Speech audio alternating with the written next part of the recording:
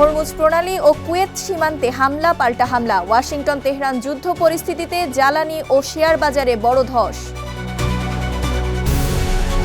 Gaza Israeli বিমান হামলায় Hamas সামরিক প্রধান সপরিবারে নিহত। লেবাননে তেল আবিবের বিমান হামলা, হিজবুল্লাহর পাল্টা রকেট বর্ষণ। উত্তর কোরিয়ার নতুন চমক, কিম জং উনের তত্ত্বাবধানে প্রথমবারের মতো এআই চালিত ক্ষেপণাস্ত্রের সফল উৎক্ষেপণ।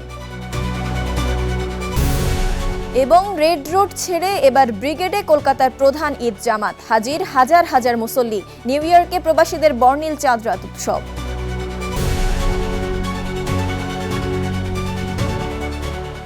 বিশ্বজুড়ে ঘটে যাওয়া দিনের গুরুত্বপূর্ণ ঘটনাবলী নিয়ে আরটিভির নিয়মিত আয়োজন।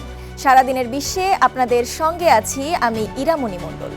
হরমুজ প্রণালীতে মার্কিন বাহিনী ও আন্তর্জাতিক নৌযান চলাচলের জন্য হুমকি সৃষ্টির অভিযোগে ইরানের সামরিক ঘাঁটিতে নতুন করে হামলা চালিয়েছে যুক্তরাষ্ট্র।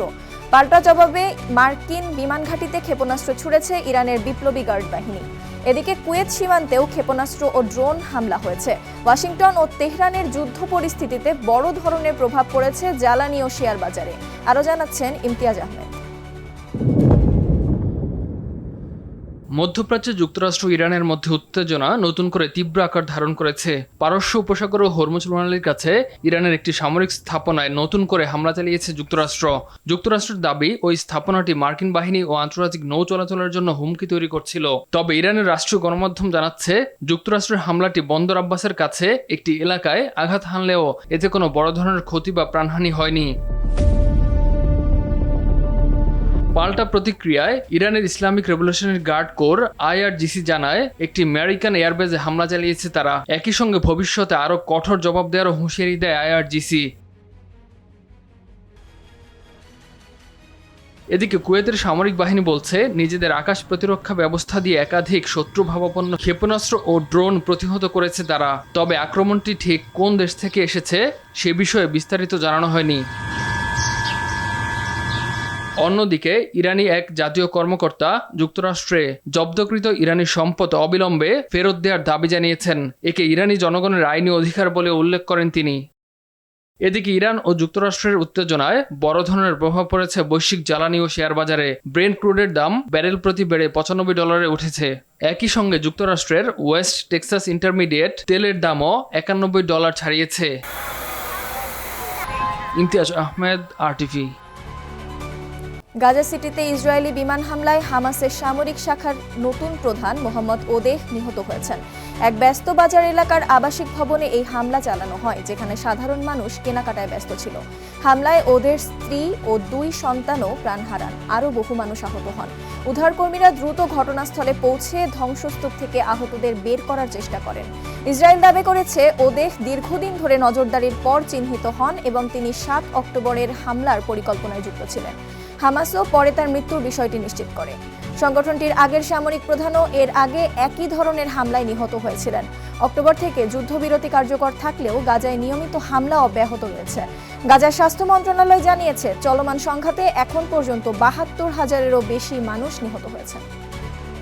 এদিকে লেবাননের উপকূলীয় শহর টাইর ও আশেপাশের এলাকা খালি করার নির্দেশ দেওয়ার পর সেখানে ব্যাপক বিমান হামলা চালিয়েছে ইসরায়েল। ইসরায়েলি সেনাবাহিনী জানিয়েছে, হিজবুল্লাহর স্থাপনাগুলো লক্ষ্য করেই এই হামলা চালানো হচ্ছে। হামলার আগে দক্ষিণ লেবাননের বাসিন্দাদের জাহরানি নদীর উত্তরে সরে যেতে বলা হয়।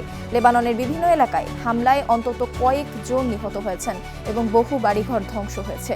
একই সময়ে হিজবুল্লাহ ইসরায়েলি বাহিনীর উপর রকেট ও ড্রোন হামলার দাবি করেছে। মঙ্গলবারের হামলায় লেবাননে অন্তত 31 জন নিহত ও 40 জন আহত হয়েছেন বলে জানিয়েছে দেশটির স্বাস্থ্য মন্ত্রণালয়। চলমান সংঘাতের কারণে দক্ষিণ লেবাননে ও আতঙ্ক ব্যাপক উদ্বেগ ছড়িয়ে পড়েছে। প্রথমবারের মতো আর্টিফিশিয়াল ইন্টেলিজেন্স পরিচালিত ক্ষেপণাস্ত্র উৎক্ষেপণ করল উত্তর কোরিয়া। দেশটির রাষ্ট্রায়ত্ত বার্তা সংস্থা KCNA জানায়, সর্বোচ্চ নেতা কিম জং উনের তত্ত্বাবধানে এই প্রথম ট্যাকটিক্যাল ব্যালিস্টিক ক্ষেপণাস্ত্র, আর্টিলারি রকেট এবং AI চালিত প্রিসিশন ক্রুজ ক্ষেপণাস্ত্রের পরীক্ষামূলক উৎক্ষেপণে সফলতা পেয়েছে উত্তর কোরিয়া। স্থানীয় সময় বুধবার এই উৎক্ষেপণ কর্মসূচি পরিচালিত হয়। কিম জং উন জানান, AI পরিচালিত এই ক্ষেপণাস্ত্র সর্বোচ্চ 100 কিলোমিটার দূরের লক্ষ্যবস্তুতে সফলভাবে আঘাত হানতে সক্ষম।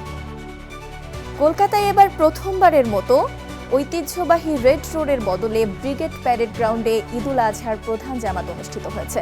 বৃহস্পতিবার সকালে হাজার হাজার মুসল্লি সেখানে ঈদের নামাজ আদায় করেন। মুসল্লিদের জন্য বিশেষ ইমামতি মঞ্চ, শতাধিক লাউডস্পিকার, অস্থায়ী শৌচাগার ও পার্কিংয়ের ব্যবস্থা করা হয়। খিলাফত কমিটি জানায় 1978 সাল থেকে রেড রোডে ঈদের বড় জামাত অনুষ্ঠিত হলেও এবার নতুন সরকারের আমলে স্থান পরিবর্তন করা হয়েছে। অনেক মুসল্লি নতুন এই আয়োজনকে স্বাগত জানিয়েছেন। তাদের মতে ব্রিগেড ময়দানেও সুন্দরভাবে নামাজ আদায়ের পরিবেশ তৈরি করা হয়েছে। ঈদ উপলক্ষে কলকাতা সহ পশ্চিমবঙ্গ জুড়ে কড়া নিরাপত্তা ব্যবস্থা নেওয়া হয়েছে। ভারতের বিভিন্ন রাজনৈতিক নেতাও দেশবাসীকে ঈদের শুভেচ্ছা জানিয়েছেন।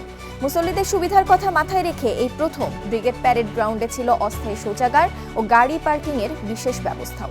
এছাড়া ভিড় নিয়ন্ত্রণ, নিরাপত্তা এবং ট্রাফিক ব্যবস্থাপনায় যৌথভাবে কাজ করেছে কলকাতা পুলিশ এবং খিলাফত কমিটি। ঈদের আনন্দকে ঘিরে যুক্তরাষ্ট্র নিউ ইয়র্কে প্রবাসী বাংলাদেশিদের মিলন মেলায় পরিণত হলো জ্যামাইকার হিলসাইড এলাকা। বর্ণিল আয়োজন, গান, আড্ডা আর দেশীয় সংস্কৃতির আবহে অনুষ্ঠিত হয় বহুল প্রতীক্ষিত চাঁদ রাত উৎসব। আর এর মাধ্যমে প্রবাসে থেকেও যেন এক টুকরো বাংলাদেশ খুঁজে পেয়েছেন অংশগ্রহণকারীরা। আরও জানাচ্ছেন ইমতিয়াজ আহমেদ। যুক্তরাষ্ট্রের নিউ ইয়র্কের জ্যামাইকা হিলসাইড এলাকায় বর্ণাঢ্য আয়োজনে অনুষ্ঠিত হলো বাঙালি কমিউনিটির বহুল প্রতীক্ষিত চাঁদ রাত উদযাপন। ঈদের আগের দিন আয়োজিত এই উৎসব প্রবাসী বাংলাদেশিদের জন্য পরিণত হয় এক মিলন মেলায়। এ সময় স্থানীয় বাসিন্দা ও দর্শনার্থীদের ভিড়ে মুখরিত হয়ে ওঠে পুরো এলাকা। মেহেদি, ঐতিহ্যবাহী পোশাক এবং নানা রকম মুখরোচক খাবারের স্টলগুলোতে ছিল উপচে পড়া ভিড়। প্রবাসে থেকেও দেশের ঈদের আবহ উপভোগ করতে পেরে আনন্দিত আগতরা। বাঙালিদের সংগঠন রাইভালস স্পোর্টিং ক্লাবের উদ্যোগে আয়োজিত এই অনুষ্ঠান ছিল নানা আয়োজনে সমৃদ্ধ। সঙ্গীত পরিবেশন করেন কণ্ঠশিল্পী রেশমি মির্জা, ত্রিনি হাসান, রাফসান জুয়েল, রিপন, রাজীব ভট্টাচার্য, প্রেমা ও captain band.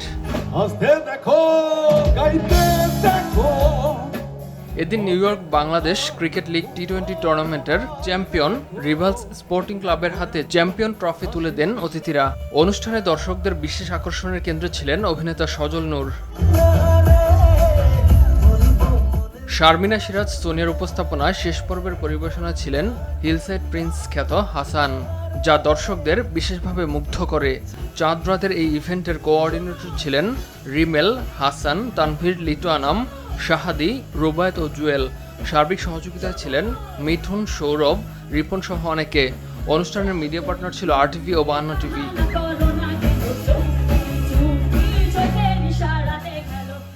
Imtiaz Ahmed, RTV।